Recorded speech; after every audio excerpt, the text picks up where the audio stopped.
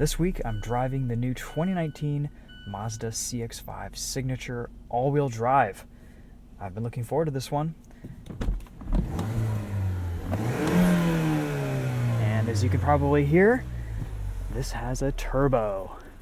I've always said that if you're a car enthusiast and you enjoy driving and you need a crossover, this is probably the best way to go. And this new CX-5 is even better. Let's get into it. So, what are some changes here for 2019? We have these new 19-inch alloy wheels, which I think look fantastic. Really nice design. Not a whole lot else. New updated refresh design looks really good in my opinion. I love these thin headlights. This is painted in Soul Red, which looks fantastic in the sunlight.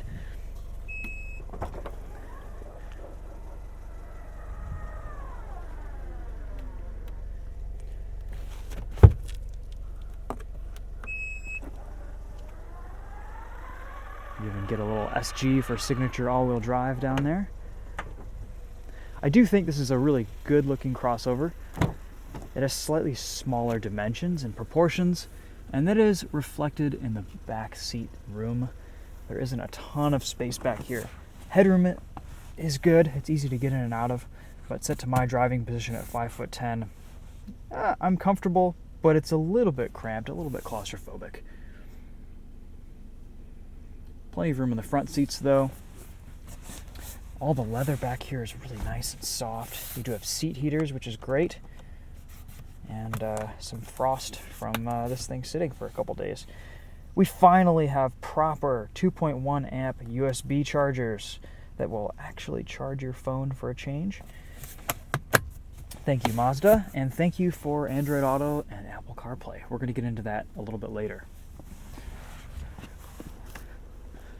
I do like these CX-5 door sill kick plates. Really nice, really premium looking. Alright, so pretty standard Mazda CX-5. I think this is just a really sharp design. I love these new wheels. Let's take a look inside here. These seats are comfortable. They're kind of hard, but they do a good job of supporting your back and your butt. They're not as supportive around the corners though. The side bolstering is a little bit weak and you tend to slide around some in the leather. Controls fall nicely to hand. I do like this cruise control system. It's very intuitive. It stays engaged even after you turn the car off, unless you completely turn the system off, so you can just resume right back to where you were easily. You have a few options in here. You can see your trip computers, following distances, service, and then you have this kind of digital speedometer here. So let's get into this infotainment, because this is a big improvement from before. It's not perfect. It takes a long time to start up and change radio stations and do operations from cold start sometimes.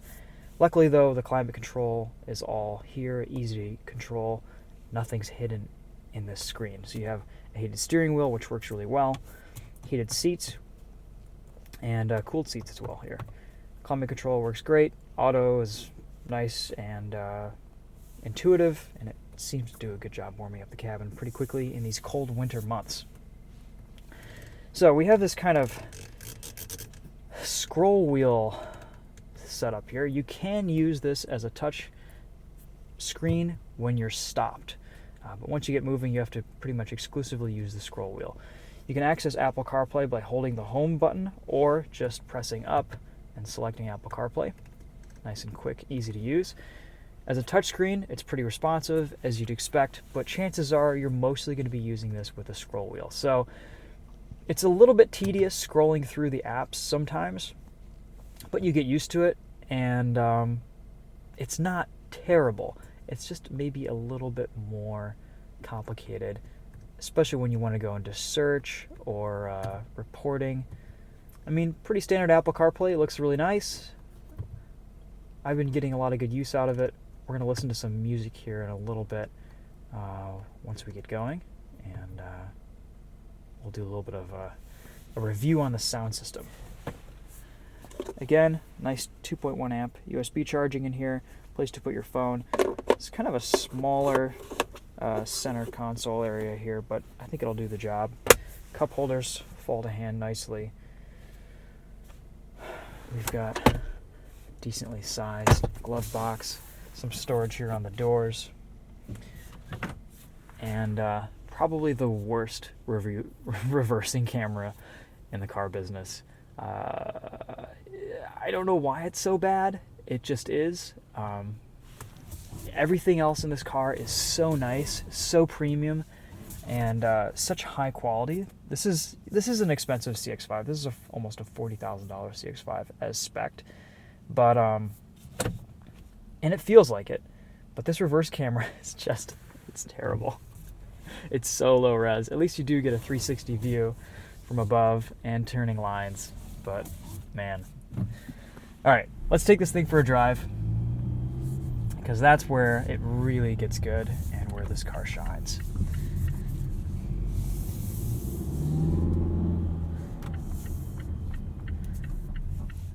The first order of business is to feel that turbo. Let's get into it.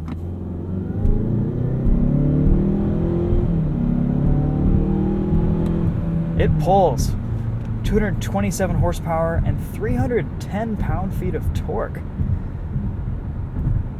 I think the horsepower it's good, and the torque is constant. It's very responsive. This transmission has always done a fantastic job holding gears, letting you ride out that torque. It's not as much power as I was expecting, to be perfectly honest. Let's do a little bit of a 0 to 60 here. Brakes feel awesome.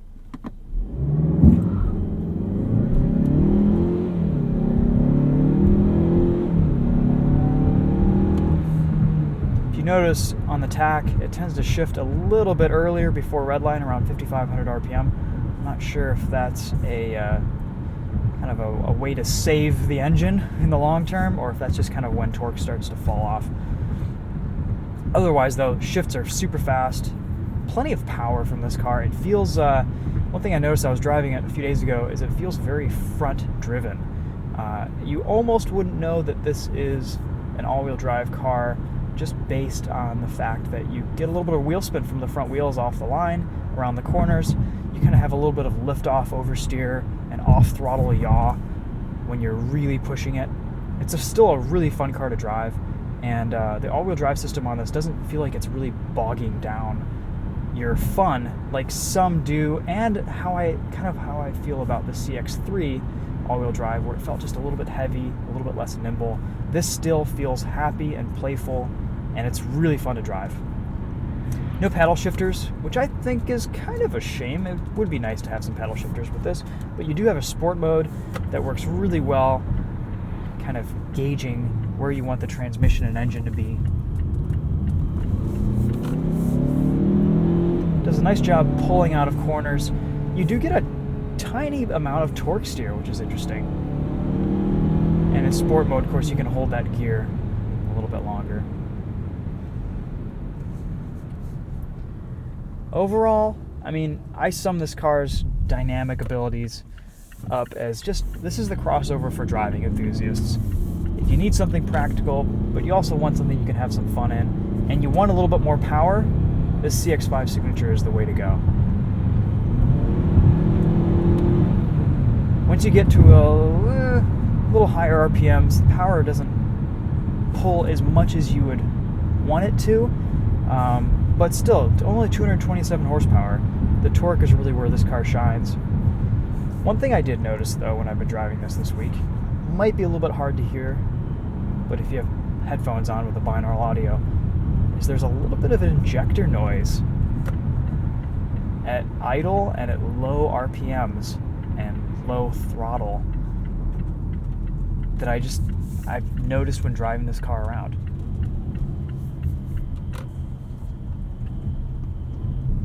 You can kind of hear it there in the distance. So the injectors on this are a little bit louder than I would like. Just hear a faint ticking there, which is interesting. Other than that, though, I think the engine sounds really good, especially once you get into it. You get just a little bit of a turbo whistle when you let off the throttle. But otherwise, this engine actually feels quite naturally aspirated. If it weren't for that little turbo whistle and a slight delay in boost, this is such a responsive power plant that it really does feel naturally aspirated.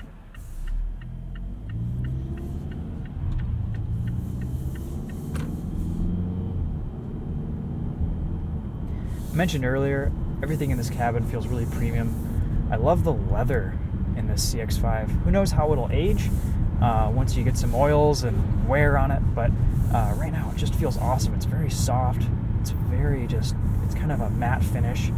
Reminds me a little bit of Audi's leathers, and just everything in here is very, very nice. Feels well bolted together. There's no shakes or rattles. This piano black probably won't age too well, but if you take good care of it and just don't touch it, it should be fine. Ride quality is still very good, very livable. It's a little bit on the stiffer side, but that's compared to all the other crossovers, which tend to be a little bit more softly sprung and not as fun to drive. You could daily drive this no problem. It's totally comfortable on these 19-inch wheels. In my opinion, it's not even a factor. Let's give these guys some room so we can hit these corners.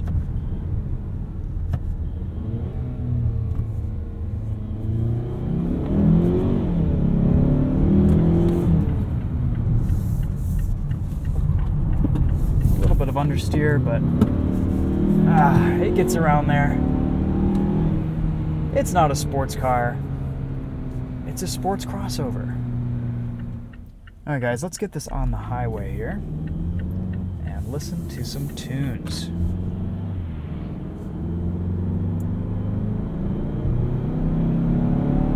I just love how it holds those revs, lets you ride out the torque. There's no abrasive downshifts. As a result, this feels like a much bigger engine than it really is. Let's toss it into sport mode one more time, hit this entrance ramp, and we'll get into this cruise control here. Downshifting automatically for me there.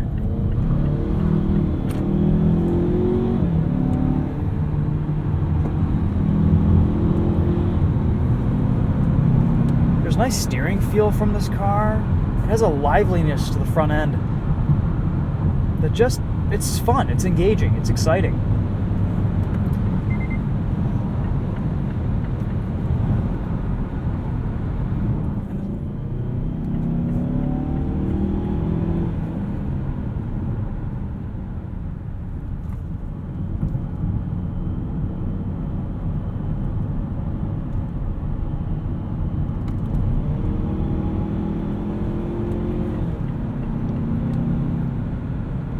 There are a couple things that do annoy me a little bit about this car.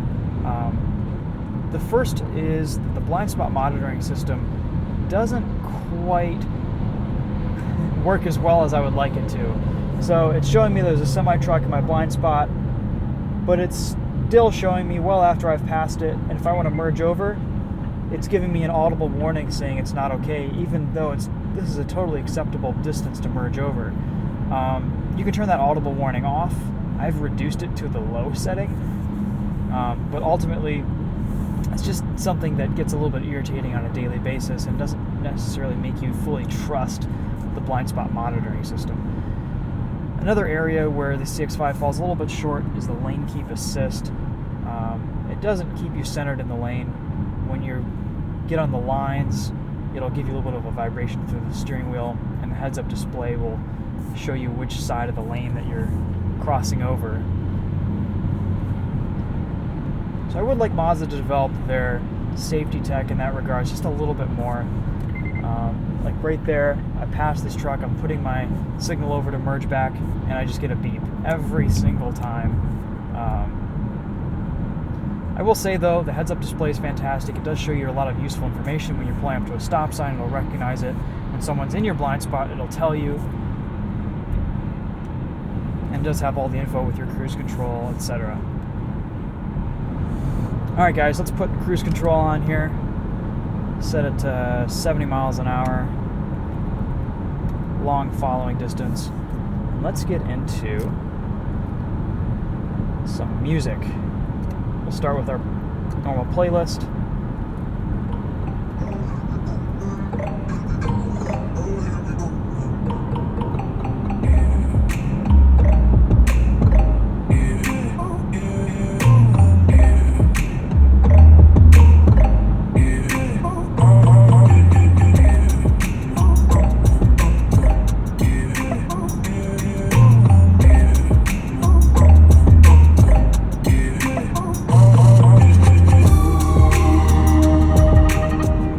The sound system, in my opinion, isn't up there with the best of them, but it's not bad. It's just got nice range, it's got nice tonality, the basses are rich. The clarity isn't quite up there.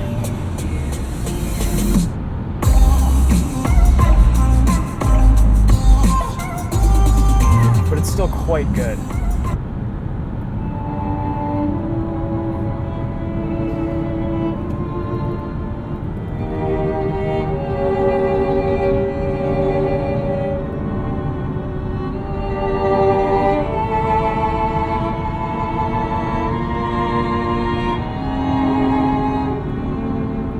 I do like having this volume control down here and on the steering wheel. The ergonomics on the steering wheel are fantastic. I love how easy it is to change tracks, answer and hang up the phone, and operate the radar guided cruise control. You can hold up or hold down for 5-mile-an-hour increase or decreases on your speed. I feel like for some reason this following distance selector is the opposite direction that it should be. I feel like down should be farther away and up should be closer, but it's the opposite of that. You get used to it.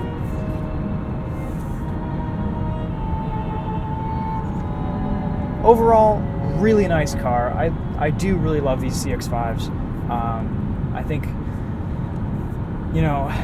the only thing that kind of keeps me a little bit hesitant with this car overall is just the infotainment. It needs to be refined just a little bit.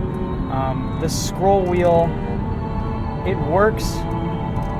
It just takes a while to get to where you need sometimes. And there's no perfect solution these days. Acura's touchpad works pretty well, but that's about it. So I think ultimately, once you get everything set up and everything ready to go, especially with the satellite radio and all that, your contacts, this will be a pretty good system. Let's take a corner here. Again, just not a lot of support from these seats. Get a little bit of lift-off oversteer, which is fun.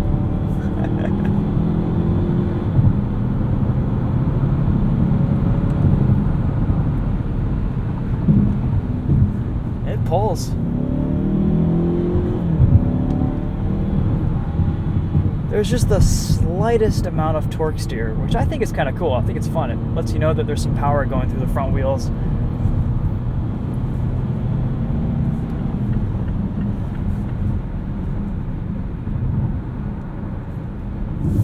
Alright guys, well, those are my thoughts on the CX-5. A lot of this has been said before, but I wanted to show it to you firsthand, especially with the new power levels and just kind of this refinement that's been done throughout this car. Overall, it's a really nice package. Anyway, let me know if you have any questions. We will post a POV night drive later on this week as well, and be sure to check out the Windy Road channel for pretty much the same videos, but just no talking, just sound. We'll see you later, guys. Take care.